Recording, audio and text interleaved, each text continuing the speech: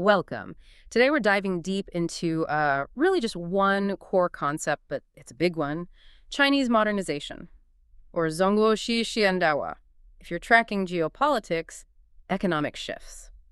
Well, this phrase is pretty much essential now. It's like the roadmap for understanding China's strategy. That's absolutely right. And we've got a stack of sources here, not just looking at where the term came from, but really drilling down into its specific features and maybe most importantly, how it's being presented as a distinct alternative on the world stage. So our mission for you listening is to quickly get to grips with what this actually means, what makes it supposedly unique, and, well, what the global ripple effects are. Exactly. And context, as you said, is vital. The sources take us back quite a way, actually, to 1979, Deng Xiaoping. He used a version of the term then. But the vibe was totally different. It was sort of acknowledging China was starting from a weaker position, setting, realistic goals for the four modernizations. Right, compared to today, where the feeling is quite different. Oh, completely. It's a conceptual shift born from, frankly, massive success. Now, the term is used from a position of, well, real strength, confidence. But the key thing the sources highlight, and this is subtle but really important, is the actual phrasing. Okay, yeah, let's focus on that. Because for years, decades really, we heard socialist modernization with Chinese characteristics. Now it's often just Chinese modernization. Why does dropping those words, socialist and characteristics, matter so much when you look at it internationally? It's a significant framing shift. Socialist modernization with Chinese characteristics. That language was primarily internal. It was about explaining domestic policy choices, justifying how China was doing things its own way. Okay, justifying it to themselves and maybe the world, but focused inward. Precisely. But shifting to just Chinese modernization, well, the sources argue this immediately forces an international comparison. It's no longer just defending an internal process. It becomes a statement, a declaration almost, of a mature, successful model that's ready to be compared objectively against other historical paths. It's like saying, here it is, look at it. Putting it on the global menu, as you said. Okay, let's unpack this then. Let's get into the core definition. The sources hammer home these 5 major features, especially in foreign media reports. And they aren't just policies, are they? They're framed as direct answers to the perceived flaws, the pitfalls of older modernization models. They really are. That's the blueprint. They define exactly how this path is meant to be different from, say, the Western experience. So first up, modernization of a huge population scale. I mean, think about it. Historically, modernization benefited a pretty small club of nations, right? A fraction of the world. China's trying to modernize 1.4 billion people all at once. That scale. It just changes the entire game. Economics, society, environment. It's fundamentally different from the get-go. Right. The sheer resource challenge alone is immense. Okay, so the second pillar seems to tackle the outcome of those older models. Modernization of common prosperity for all. Yeah, and this is a direct shot at the huge wealth gaps, the class polarization that's been a feature of many Western industrialized countries. The sources are clear. Common prosperity isn't just about lifting people out of poverty, which China's largely done. It's about actively trying to prevent that rich-poor divide from widening as the economy grows further. That sounds incredibly ambitious. Common prosperity for 1.4 billion people. Do the sources talk about the how? How do you avoid, killing economic dynamism while you're systematically redistributing or managing wealth? They definitely acknowledge it's tough, a huge challenge. They stress it's an ongoing balancing act, efficiency versus equity. And that's framed as a difference from Western approaches that often prioritize efficiency and kind of hope the benefits eventually trickle down. Yeah. The Chinese model sees that balance as crucial for long-term stability. Okay. The third one sounds more philosophical.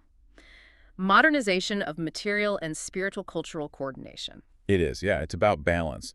The sources explicitly say this is about avoiding the endless pursuit of material desire, avoiding pure materialism as the sole driver of society. Spiritual cultural coordination. That's a bit abstract. For our listener, how does that translate into practice, according to the sources? What does spiritual mean here? Think of it less as religion and more as holistic development. Beyond just money and things, the analysis we read points to things like prioritizing moral development, promoting core socialist values, yes, but also big investments in public culture, education, preserving heritage, things that build a society that isn't just about buying stuff. Okay, so building a shared culture and values alongside the economy. Got it. Number 4. The fourth is modernization of harmony between humanity and nature. Ecological civilization. This is a very clear rebuke of historical models that, let's be honest, often treated the environment as an externality, something to be exploited. This pillar puts decoupling growth from environmental damage front and center. And finally, the fifth one.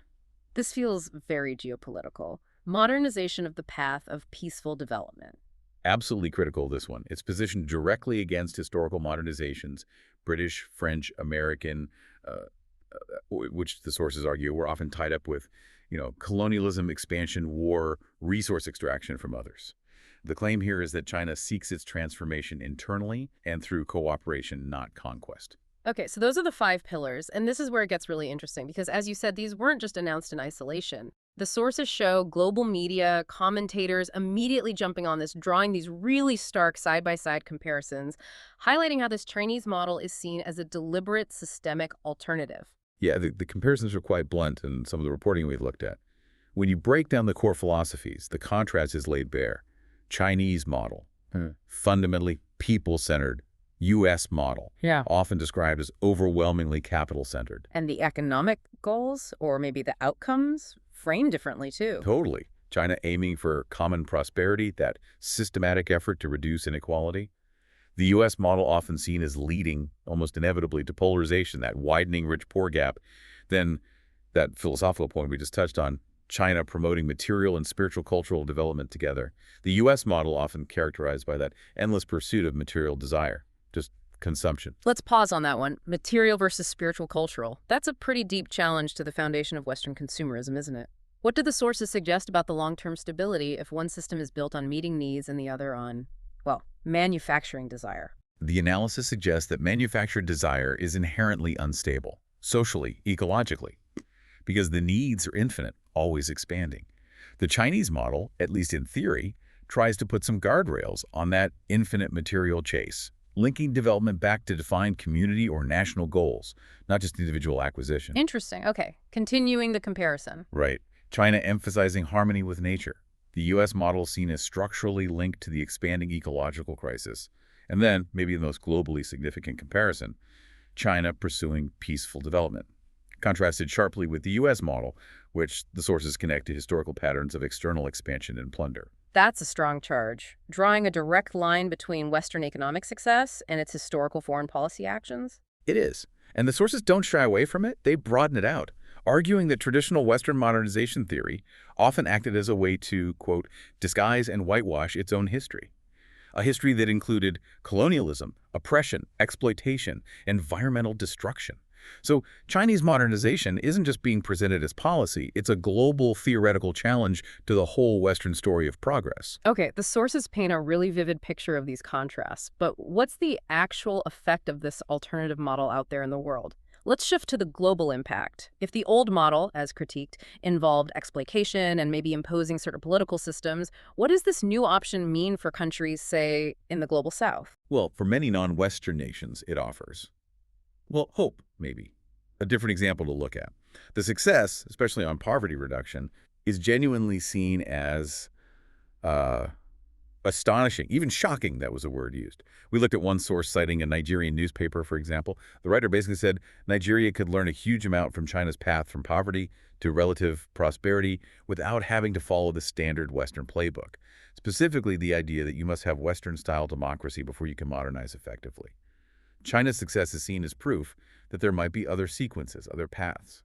So countries are looking less at the political theory Western nations might push and more at the concrete results, like lifting millions out of poverty, building infrastructure. That seems to be the core appeal. Yeah. We see quotes from figures in Panama, Iran, Colombia, Mozambique, all praising China's results on poverty and seeing it as a model for, South cooperation. They want practical solutions, and China offers a working example. Now, beyond just the inspiration factor, the sources point to something else, maybe less obvious but critically important, especially for global capital and stability, this idea of political certainty. China's ability to offer stability in what the sources keep calling this really uncertain world, the great changes unseen in a century. This might be the most practical point for you, the listener, especially if you're involved in long-term business or planning. The argument in the material is that China's system allows for incredibly long-term planning, decades long.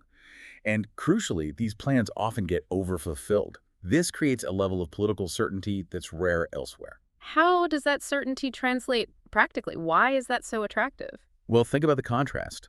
In many other systems, especially highly fragmented ones, you have powerful special interests, often linked to big money, influencing policy. Elections happen, governments change, policies get reversed.